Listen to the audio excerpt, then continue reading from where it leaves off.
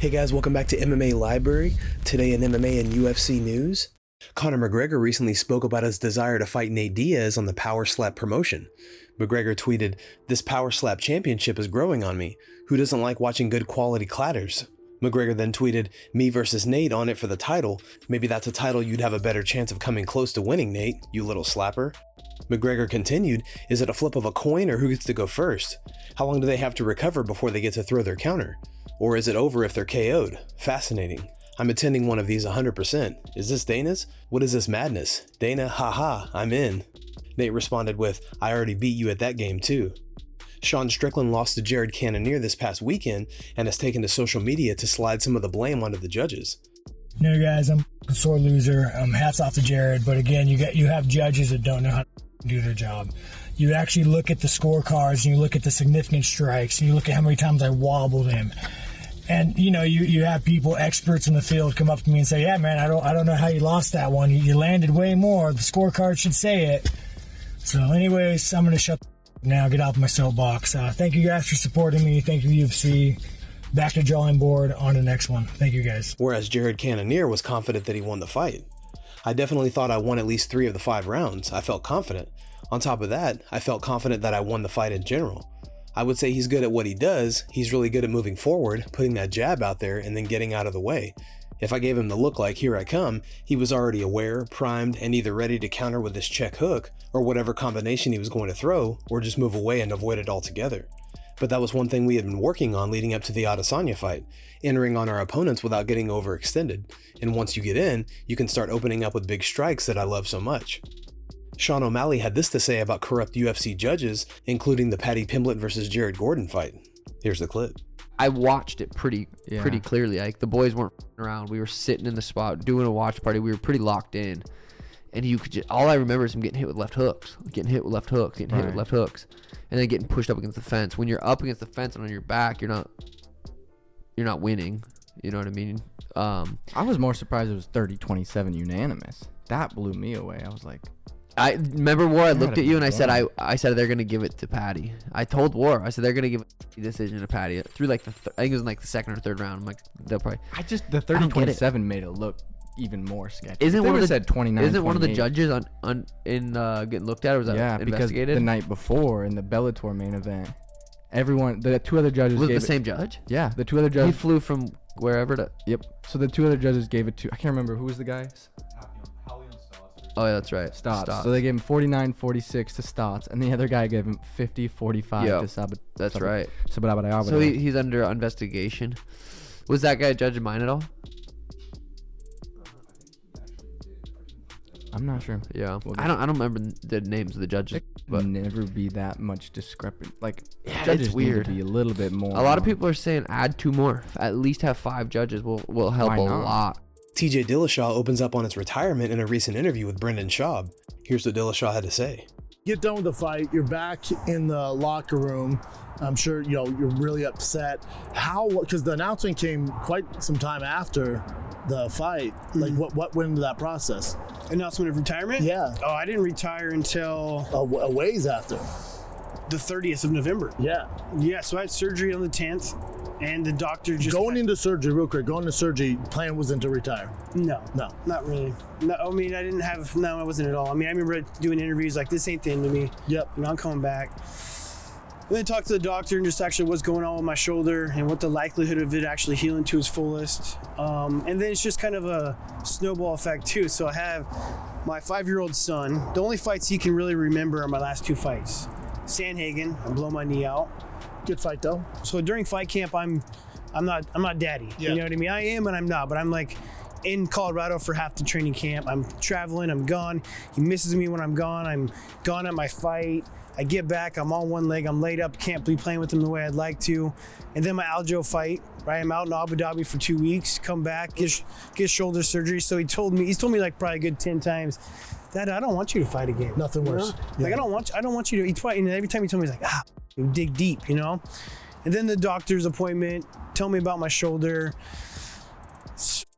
I don't know, man. It still is tough. Joe Rogan recently gave Conor McGregor some praise, calling him an extraordinary human being. Rogan said, to be a person that can do that under that kind of pressure, that's an extraordinary human being. There's very, very few of them that have ever walked the face of the earth that can do that in front of that many people, and in that moment which is built up over months and months and months. Really years of taunting him, and to get that one moment where you look at each other in the octagon, and McGregor looks at him and he goes, "Let's go, boy." And you see all those like, this is really happening. But Conor couldn't be more relaxed. That's mind management. That's confidence, preparation, intelligence, emotional intelligence. There's so many factors. Daniel Cormier spoke about whether or not Paddy Pimblett could be UFC champion. Here's the clip. Makhachev comes back with, the only way Paddy Pimblett beats me is if we're fighting in Vegas because of how bad the judging is in Las Vegas. Now, smart by Makhachev. It's so hilarious. These Russians are unintentionally funny. I love that comeback. Yeah. But when Paddy says that, can you see Paddy at a time fighting at the top of his division? Our last week was enough to show you that this guy just might not be the one that's going to become a champion. Take away the fighting for a second. Paddy is just confusing the hell out of me. I don't know. I just want to know, is it a gimmick? Like him jumping on the mic right after he gets the decision. I thought he definitely lost 30-27, maybe 30-27. You thought he lost all three rounds? I thought he lost all 3 rounds. Second round maybe being the closest, but I still think he lost. If I was being generous to him, I'd give him the second. Yeah. That being said, I do not know how if it's confidence or gimmick. Or like it's either he's completely delusional or it's a gimmick. And if it's a gimmick, all power to him. I bow down to him. You're doing a great job. But if he's that delusional, he's out of his mind. For him to think that he could give a good match to Makhachev and compare himself to Charles Oliveira when he was getting ragdolled by a guy, Jared Gordon, who I have a lot of respect for, but he's a small 55er. And he's talking about Makhachev, who his specialty is wrestling. He's talking about Oliveira, his specialty, these monster dudes who their specialties are the ground game and stuff. I don't understand where he's getting this from. How could he talk like that? Martin Vettori is set to face off against Roman Dolidze at UFC 286 in London. Here's what Big John and Josh had to say about this news in a recent episode of the Weighing In podcast. We have a fight announcement set for... Oh, that's a good fight. UFC 286, and it's Martin Vettori versus Roman Dolidze. John, we actually talked about this the other day, and I'm sure Mick Maynard was listening to our podcast. He sort of, I shouldn't say this, he started following me on social media. I'm like, hey, Mick, what's up, big dog? What's up, baby? I've met him a couple of times, and we've never really hung out or anything, but he seems like a nice guy, and I've heard a lot of great things from managers about him on how good of a guy he is. Super nice guy. But yeah, this is going to be a good fight. This is going to be a great fight. I'm pretty pumped for it, to be honest. I got to, and you really got to give it up for Marvin Vettori in this, because where's Dolidze sitting as far as the rankings? I think he's up there now, like number 6 or 8. Is he up 6 there? or 8? No, yeah. 8. Yeah, 6 or 8. Yeah, 8. Okay, so all right, he's in the top 10. So Vettori's at 4, Dolidze is at 8. Okay, it makes sense. I think this is a great matchup. I think Vettori has his advantages in this, and I think there's things that Dolidze does. He's got advantages. This is a great middleweight fight. I'd like to have seen Paulo Costa in him. And Dolidze or Dolidze, yeah, Dolidze and him. Well, isn't Costa's supposedly going to be fighting Whitaker? Supposedly. Again? Supposedly. All right, well, we're going to see. Maybe not. We're going to see. We're going to see. But Dolidze and Vettori makes for a fun fight. In a recent string of tweets, McGregor states that he plans to eventually move up to middleweight in the future. McGregor said, "I'm going to give middleweight a go at some point, 100%. I'd be a big fridge at middleweight, but hot like the oven at the same time. You know yourself, catching on pay-per-view. Don't know though, it'd be hard work. Those rounds against those middle and light heavyweights, they were alternating fresh each round. I've put in psycho work doing this job over the years." McGregor finished with, "I know I get the dough, but I should get the credit too. Most people lying to themselves. I'm not on this throne by chance. I worked for all of this, insanely hard." McGregor then shared the following clip of him sparring a middleweight.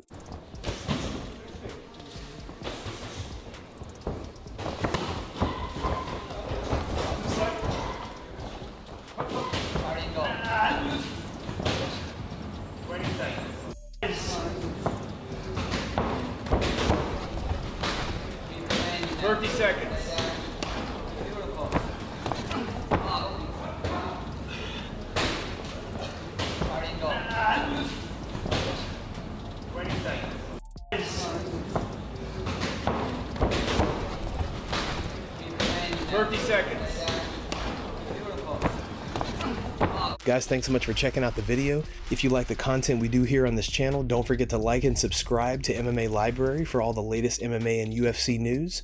We'll see you in the next video.